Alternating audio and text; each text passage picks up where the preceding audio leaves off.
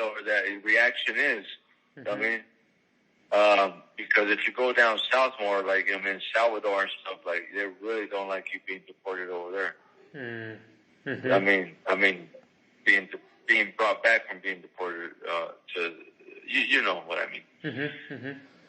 So here in Mexico, there is a slight stigma. It's not as bad as in other places that I've heard, like in Dominican Republic and Salvador and other in Jamaica. I heard Jamaica can be pretty bad for repatriated people. And I'm glad that you mentioned exiles. Yeah.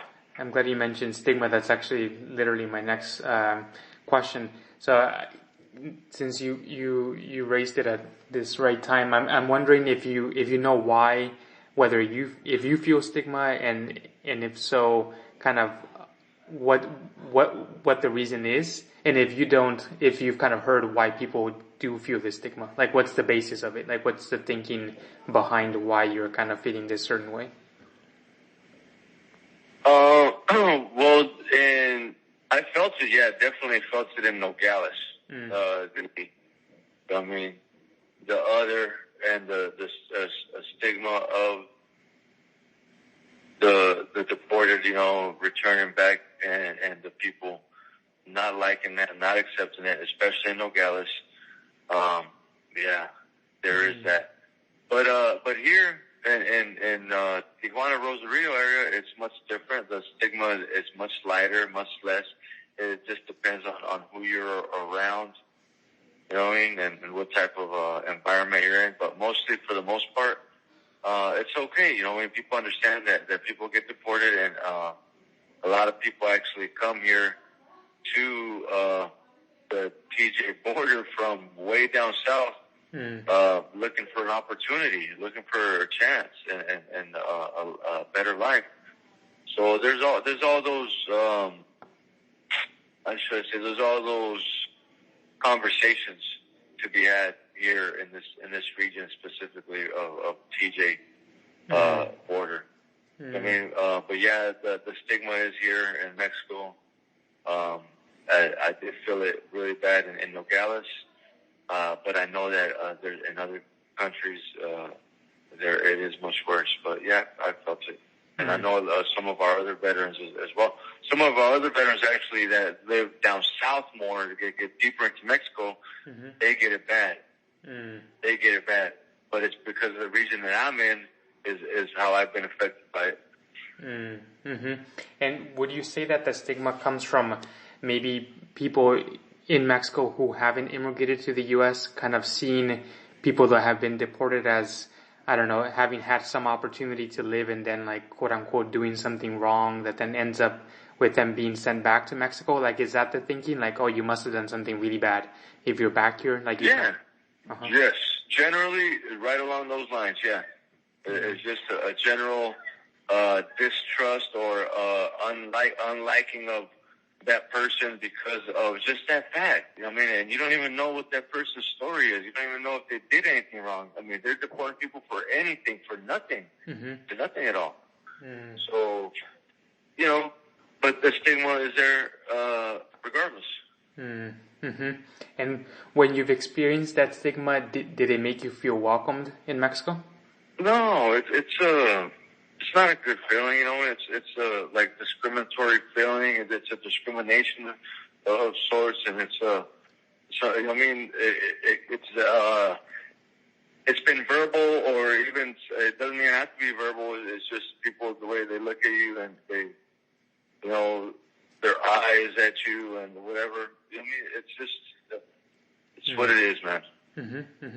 Yeah, and these are all really interesting things. So I want to ask you one question before asking more about what you were just touching on now. So I'm curious how you felt, like if you were feeling stigma and therefore not feeling like you belonged in Mexico, and at the same time you had recently been deported and therefore I imagine felt like you didn't belong or weren't welcomed in the U.S. Kind of how did you feel? Like if you felt maybe welcomed in either country, maybe? Yeah, so sometimes it also feels like that. Like, like you're just, you know what I mean? You're of two worlds and not of either one. Mm. Mm-hmm. You know, that's what it feels like. Mm-hmm. Mm-hmm. Mm. Yeah, I think that's a really concise way to put it. What I was wondering if that's something you felt, and it sounds like that was the case. Yeah, bro. Like definitely, like it feels like, you know, I mean, I know. Of course, I know that where I'm from, and I know that I'm an American. But just the fact that I've been away from it so long now, and I've been immersed in this new society, in this new country.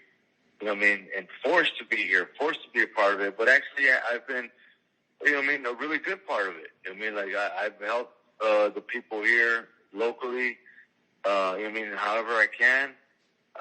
You know what I mean? The advocacy thing. You know what I mean? All these positive things that I'm involved in. But then at the same time, I'm like, man, this is not even my country. Mm-hmm. And I'm doing, and I'm making it better. You know what I mean? I'm making this place better, and it's not even my country. I want to go home. Mm. And then also, you know what I mean? They'll never see me as their own here. I feel that as well a little bit. Mm. And then I feel as well, like, you know what I mean? My country is still blocking my passage, is still blocking my return home. Mm. And they know I belong there, and I know I belong there, and they know it, but I'm not there. Like, they're not letting me be there. They're not letting me belong there. Mm. Mm-hmm, mm-hmm, mm-hmm. So something you just mentioned was that you feel like in Mexico they'll never see you as one of their own. I'm wondering if you can kind of tell me why you feel that way. Well, probably just because of my military service, first of all, and that I grew up in the States, so I really don't have that history here of being here, of just, you know, being, having all the mannerisms and of being, you know, of being a native here. Mm-hmm. Mm-hmm. Mm-hmm. So, I mean, if you put me anywhere in the world, they're going to guess that I am from the U.S. They're not going to guess that I am from Mexico. Mm-hmm. And that's just because that's just what they're going to perceive when they meet me. And, I mean, that's just what it is. Mm-hmm. Mm-hmm. Yeah, that's really interesting. And would you say that is language still one of the things that makes you stand out, or has it improved significantly over the time that you've been living in Mexico? No, my Spanish has gotten way better, man. Well, that's one of the positive things, I guess, that I can take. Like, I really appreciate the language now. Mm-hmm. I can communicate, you know, pretty well in both languages now, which I really appreciate. You know, I mean, but it's just, I guess it's just, I don't know, man. I guess it's a necessity, I guess, man. Survival of the fittest and necessity and all those things. It just makes you adapt and makes you do the things that you got to do to survive. And Spanish and having a control and a good knowledge of the Spanish language, it was just one of those things, man, that helped me out in this transition. Mm-hmm, mm-hmm, mm. And then returning to something that you had mentioned about kind of discrimination in not just needing to be verbal, but then also kind of you were describing the body language, the way that people look at you. I'm curious if there's like any like one instance that like maybe jumps out at you where something like that has happened that you could maybe describe. Because I think that the reason it's interesting is because like even though you were born there, by virtue of having been raised in the U.S., you still kind of face this discrimination in Mexico. Yeah. Well, yeah, I guess, let me see. One time in Nogales, I can think of, mm-hmm. I was actually going to my classroom. I was, for the short time that I was there, I was teaching English to an assortment of characters there at the local university. And, I was on my way, and I had my backpack where I had my stuff, my teaching materials and stuff. Mm-hmm. And on the way to the little university, I had to stop at